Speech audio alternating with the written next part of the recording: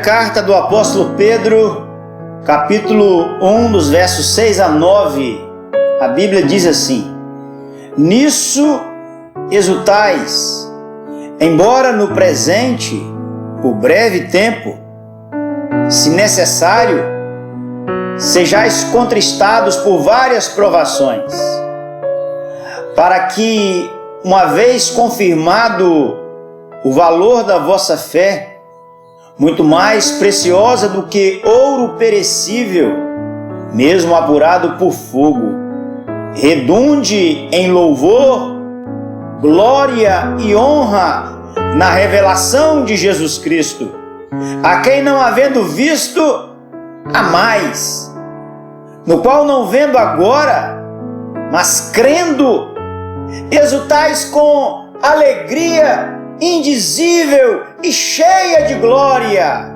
obtendo o fim da vossa fé, a salvação da vossa alma. Como você encara as provações da vida? Como você enfrenta as tribulações da sua existência? Na verdade, uma pergunta ainda mais específica e pessoal: por que você está sofrendo? Uma pergunta que você pode fazer sem nenhum tipo de problema: por quê? Alguns dizem que não deveríamos perguntar. Outros dizem que nós deveríamos perguntar para quê. Ora, nenhuma e nem outra indagação nos diminuem diante de Deus. Os dramas da nossa alma e do nosso coração devem ser levados a Ele. Óbvio que numa atitude de submissão, de quebrantamento, de humilhação e, sobretudo, reconhecendo que nele nós encontramos e encontraremos respostas para enfrentarmos as provações da nossa vida. Pedro é o autor desta carta. Quem é este Pedro? Ele foi escolhido por Jesus. Diz Marcos que Jesus andava e um dia o chamou e Pedro o seguiu. Pedro e André, seu irmão, se tornaram crentes em Cristo, discípulos. Posteriormente, o Senhor Jesus o designou como apóstolo. Este Pedro tornou-se um dos líderes da igreja do primeiro século. Ele é aquele homem que negou a Cristo, é verdade, mas que foi restaurado por Cristo, e o próprio Cristo disse a ele: vai, pastoreia, apacenta o meu rebanho. Agora, esse homem que aprendeu, não apenas nas águas que ficavam agitadas vez por outra no mar da Galileia, este homem que aprendeu com as duras penas da sua caminhada, este homem que sofreu açoites por causa do Evangelho, este homem que foi perseguido por causa de Cristo, agora já mais maduro, agora já na parte mais bela da existência, na parte mais gloriosa da caminhada, o tempo da maturidade, já idoso, cumprindo com a promessa e com a palavra que Cristo dera a ele, escreve aos irmãos que estão forasteiros no Ponto, na Capadócia, na Bitínia, na Galácia, na Ásia Menor, com o propósito de encorajá-los, de confortá-los. Pedro trata nesta carta de uma maneira assim muito singular sobre o sofrimento, sobre a provação. E aqui nesta passagem nós encontramos princípios que nos auxiliam e ajudam a enfrentarmos as provações da vida. primeiro deles é que as provações são muitas. O texto diz várias provações. Ou seja, nós enfrentamos provações com pessoas, com acontecimentos imprevistos, com doenças, com tentações espirituais, com lutas. A vida é assim. Alguém, utilizando um provérbio chinês, afirmou: o diamante não pode ser polido sem fricção, nem o homem pode ser aperfeiçoado sem o sofrimento.